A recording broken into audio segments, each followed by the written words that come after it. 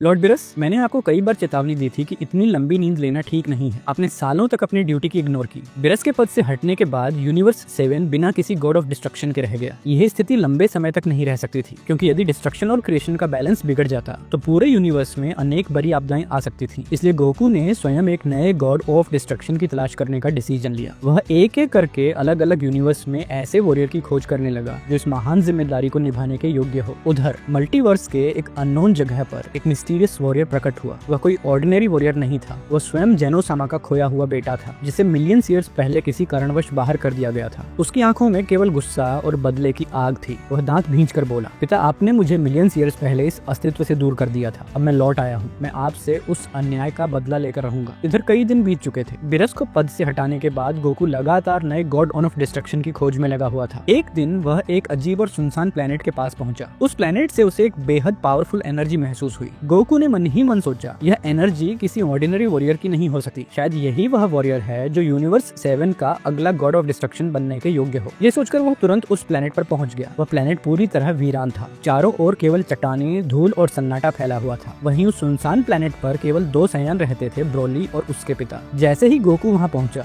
Broly के पिता घबरा गए। उन्हें लगा कि कोई दुश्मन उनके प्लेनेट पर आ गया है। उन्होंने तुरंत ब्रोली को आदेश दिया, ब्रोली, इस अजनबी पर हमला करो। अपने पिता का आदेश सुनते ही ब्रोली बिना कुछ सोचे गोकू की ओर दौड़ पड़ा। लेकिन गोकू ने हमला करने के बजाय अपनी एक मिस्टीरियस डिवाइन तकनीक का उपयोग किया। अगले ही पल ब्रोली का पूरा शरीर वहीं रुक गया। वह न अपने हाथ हिला पा रहा था और न ही एक कदम आगे बढ़ पा रहा था। उस डिवाइन तकनीक ने उसके शरीर की हर हरकत को पूरी तरह रोक दिया था। यह देखकर ब्रोली के पिता घबरा गए। उन्होंने गुस्से में गोकू पर एक पावरफुल एनर्जी अटैक किया, लेकिन गोकू अपनी जगह से बिल्कुल नहीं हिला। उसने वह हमला बिना किसी डिफिकल्ट के सह लिया। यह सीन देखकर ब्रोली के पिता पूरी तरह शॉक्ड रह गए। गोकू ने शांत लेकिन सीरियस स्वर में कहा, तुम लोग मुझ पर हमला क्यों कर रहे हो? मैंने तो अभी तक अपना इंट्रोडक्शन भी नहीं दिया। बिना किसी कारण किसी पर हमला करना बिल्कुल उचित नहीं है। इसके बाद उसने कहा, क्या तुम्हें पता भी है कि तुमने किस पर हमला किया है? ब्रोली ने हैरानी से पूछा, तुम आखिर हो कौन? गोकू ने उत्तर दिया, मैं गोकू हूँ, ग्रेट जेनोसामा का बेटा। वही जेनोसामा जो पूरे मल्टीवर्स के सुप्रीम रूलर हैं। ब्रोली ने आश्चर्य से कहा, जेनोसामा, यह कौन है? मैंने आज तक उनका नाम भी नहीं सुना। गोकू मुस्कुराया और बोला, मेरे पिता ही प्रेजेंट के 12 यूनिवर्स के क्रिएटर हैं। इसी मल्टीवर्स की शुरुआत उन्हीं से हुई थी। इस समय उनसे अधिक पावरफुल कोई नहीं। हालांकि एक दिन मैं उन्हें भी पीछे छोड़ दूंगा। मैं उनका एकमात्र बेटा हूँ। ये सुनकर ब्रोली और भी चौंक गए। उन्होंने कहा, तो इस प्लेनेट के बाहर भी और यूनिवर्स हैं? मैंने तो आज तक यही सोचा था कि सबसे पावरफुल केवल गॉड ऑफ डिस्ट्रक्शन बिरस है। मेरे पिता ने मुझे उन्हीं के बारे में बताया था। गोकू हल्का सा मुस्कुराया और बोला, मैं यहाँ अपनी स्टोरी सुनाने नहीं आया हूँ। मैं एक इम्पोर्टेंट काम से आया हूँ। फिर उसने ब्रोली की ओर देखते हुए कहा, मैं ऐसे वॉरियर की तलाश कर रहा हूँ जो यूनिवर्स 7 का नया गॉड ऑफ डिस्ट्रक्शन बन सके। बिरस को उनके पद से हटा दिया गया है, क्योंकि उन्होंने अपनी ड्यूटी का सही ढंग से पालन नहीं किया। ये सुनते ही ब्रोली और उसके पिता दोनों हैरान रह गए। गोकू ने आगे कहा, मैंने ब्रोली के भीतर असाधारण एनर्जी महसूस की है। यदि उसे सही ट्रेनिंग मिले तो वह एक ग्रेट गॉड ऑफ डिस्ट्रक्शन बन सकता है। इसलिए मैं उसे अपने साथ ले जाना चाहता हूँ। दाइशिकन स्वयं उसे ट्रेनिंग करेंगे ताकि वह इस पद के योग्य बन सके। कुछ पल सोचने के बाद ब्रोली ने गोकू का ऑफर एक्सेप्ट कर लिया, लेकिन उसके पिता यह बात बिल्कुल नहीं मानना चाहते थे। उन्होंने तुरंत ब्रोली के गले में लगे कंट्रोल वाले कॉलर को एक्टिव कर दिया। तेज बिजली के झटकों से ब्रोली दर्द से तरफ उठा। तुम कहीं नहीं जाओगे, तुम हमेशा यहीं रहोगे। ब्रोली ने पहली बार अपने पिता की आंखों में देखकर सीरियस स्वर में कहा, पिताजी, अब मुझे अपनी राह खुद चुननी होगी। मैं बहुत सालों तक आपके साथ रहा हूँ, लेकिन अब मैं अपनी किस्मत खुद लिखना चाहता हूँ। यदि मुझे गॉड ऑफ डिस्ट्रक्शन बनने का अवसर मिला है तो मैं उसे नहीं छोड़ूंगा। यह देखकर गोकू ने अपनी डिवाइन एनर्जी का उपयोग किया। पलक झपकते ही ब्रोली के गले का कॉलर हमेशा के लिए गायब हो गया। कुछ पलों के लिए गोकू का मन हुआ कि ब्रोली के साथ ऐसा व्यवहार करने के कारण उसके पिता को दंड दे, लेकिन तभी ब्रोली ने विनम्रता से कहा, प्लीज इन्हें कोई नुकसान मत पहुंचाइए, ये मेरे पिता हैं। गोकू ने ब्रोली की बात का सम्मान किया और अपना डिसीजन बदल दिया। इसके बाद दोनों सीधे जेनो पैलेस पहुंचे, जहां जेनोसामा और दाइशिकन पहले से मौजूद थे। गोकू ने रिस्पेक्टफुली कहा, पिताजी, मैं आपको यूनिवर्स 7 के फ्यूचर के गॉड ऑफ डिस्ट्रक्शन से मिलवाना चाहता हूँ। उसने ब्रोली की ओर देखते हुए आगे कहा, मैंने इसकी एनर्जी को बहुत ध्यान से परखा है। इसके भीतर पावरफुल एनर्जी छिपी हुई है। इसकी एनर्जी की कोई निश्चित सीमा नहीं है। मुझे पूरा विश्वास है कि दाइशिकन के ट्रेनिंग के बाद यह गॉड ऑफ डिस्ट्रक्शन के पद के लिए पूरी तरह योग्य बन जाएगा। एक सयान होने के कारण इसके भीतर लगातार और अधिक पावरफुल बनने की इम्प्रेसिव क्षमता है। इसलिए मुझे लगता है कि इससे बेहतर कैंडिडेट कोई नहीं हो सकता। जेनोसामा ने मुस्कुराते हुए कहा, मुझे तुम्हारा डिसीजन पसंद आया। तुमने सही वॉरियर का चुनाव किया है। तुम हर बार मुझे प्राउड महसूस कराते हो। ब्रोली ने रिस्पेक्टफुली जेनोसामा की ओर देखा और पूछा, क्या आप ही वह ग्रेट जेनोसामा हैं जिनके बारे में गोकू ने मुझे बताया था? क्या सचमुच आपने ही पूरे मल्टीवर्स की रचना की है? मन ही मन ब्रोली सोचने लगा, अजीब बात है, मैंने तो कल्पना की थी कि पूरे मल्टीवर्स का किंग किसी बहुत बड़ा और डरावने फॉर्म में होगा, लेकिन ये तो बिल्कुल छोटे बच्चे जैसे दिखाई देते हैं। ब्रोली कुछ बोल पाता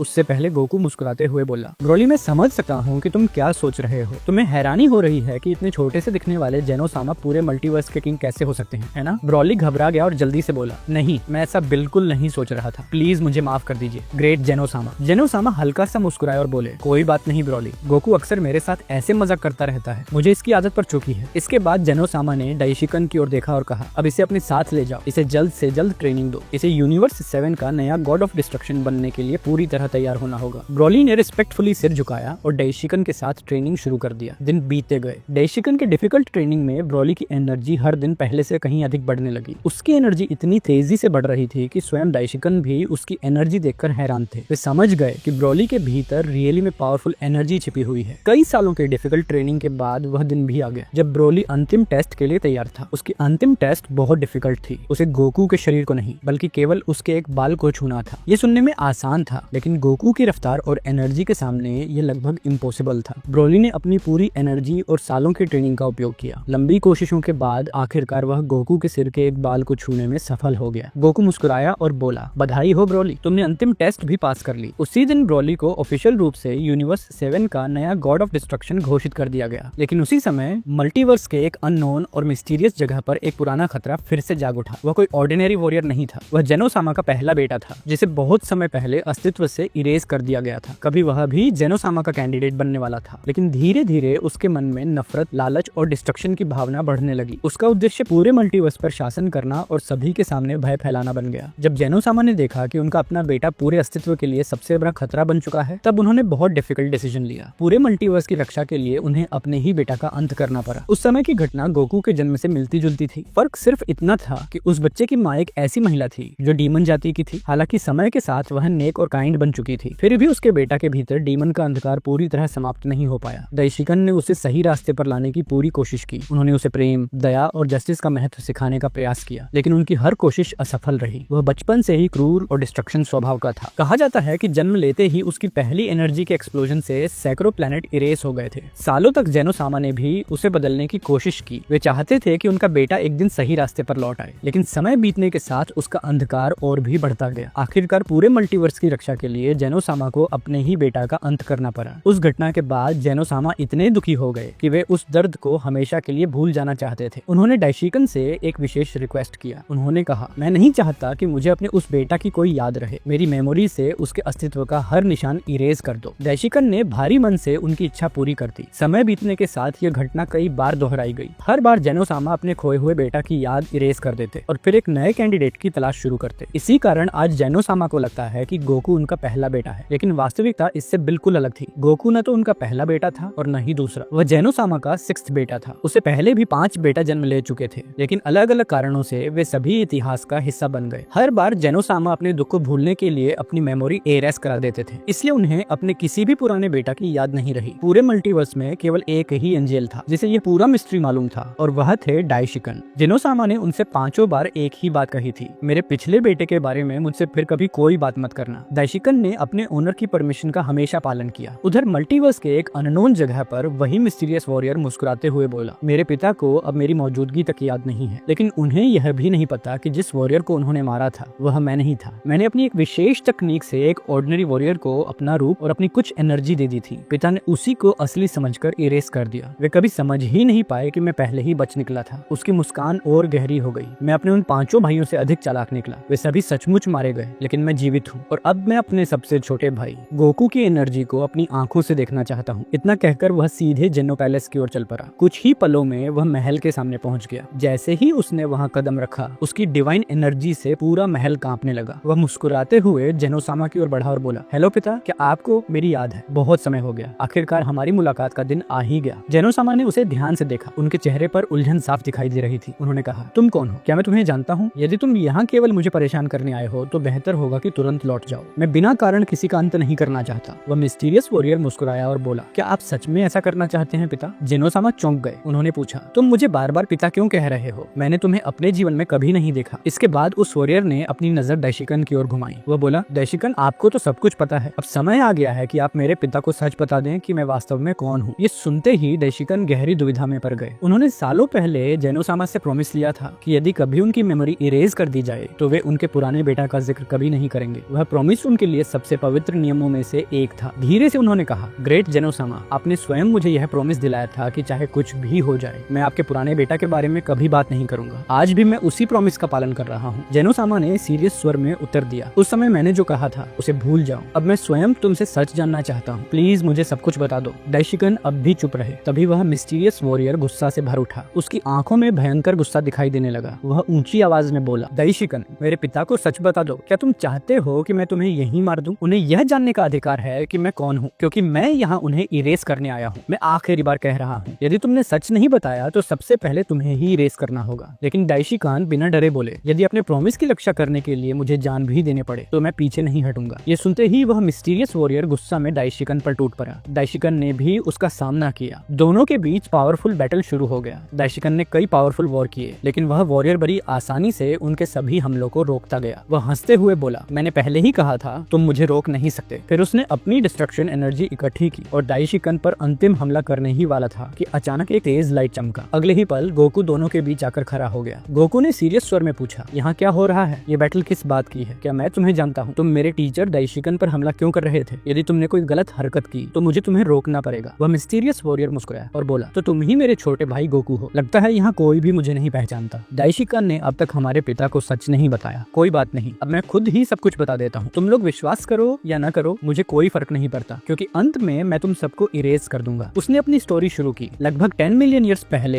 जेनोसामा ने अकेलेपन से परेशान होकर एक बेटा पैदा करने का डिसीजन लिया। उन्होंने मेरी माँ के रूप में डीमन जाति की एक महिला टोआ को चुना। उसकी आवाज कुछ पल के लिए धीमी हो गई। मुझे नहीं पता कि मेरी माँ आज भी जीवित है या नहीं। मैं उनसे बहुत लंबे समय से नहीं मिला हूँ। फिर उसकी आंखों में फिर से गुस्सा भर गया। जब मेरी एनर्जी बहुत तेजी से बढ़ने लगी तो हमारे पिता को डर लगने लगा कि कहीं मैं उनसे भी आगे ना निकल जाऊं। उन्होंने फैसला किया कि मुझे इरेज कर देना ही बेहतर होगा। गोकू ने तुरंत कहा, लेकिन अगर ऐसा हुआ था तो तुम आज जिंदा कैसे हो? वह वॉरियर हल्का सा हंसा और बोला, यही तो तुम गलती कर रहे हो। जेनोसामा के तुमसे पहले भी 5 बेटा थे, लेकिन वे सभी किसी न किसी कारण से उनसे दूर हो गए या मारे गए। वह आगे बोला, पिता को लगा था कि उन्होंने मुझे भी मार दिया है, लेकिन सच यह है कि मैंने अपनी एक विशेष तकनीक से अपना रूप और अपनी कुछ एनर्जी एक ऑर्डिनरी वॉरियर को दे दी थी। पिता ने उसी वॉरियर को मैं समझकर इरेज कर दिया। उन्हें कभी यह एहसास ही नहीं हुआ कि असली में पहले ही उनकी नजरों से बचकर निकल चुका था। ये सुनते ही गोकू गुस्से में आ गया। वह बोला, झूठ, ये सब झूठ है। मेरे पिता कभी ऐसा नहीं कर सकते। तुम सिर्फ हमें भड़काने की कोशिश कर रहे हो। जेनोसामा, जिन्हें इस घटना की कोई याद नहीं थी, उन्होंने सीरियस स्वर में पूछा, दाइशिकन, क्या यह सच है? क्या मैंने रियली में ऐसा किया था? दाइशिकन कुछ पल तक मौन रहे। आखिरकार उन्होंने गहरी सांस ली और कहा, हाँ ग्रेट जेनोसामा, ये सच है, लेकिन आपने यह किसी स्वार्थ या क्रूरता के कारण नहीं किया था। आपके पहले 5 बेटे के दिल में समय के साथ एनर्जी का अहंकार भर गया था। वे स्वयं को पूरे मल्टीवर्स का वास्तविक शासक मानने लगे थे। उनकी असीम एनर्जी ने उनके मन को अंधकार से भर दिया। वे और अधिक एनर्जी चाहते थे और अंत में आपके अगेंस्ट विद्रोह करने लगे। यदि उस समय उन्हें नहीं रोका जाता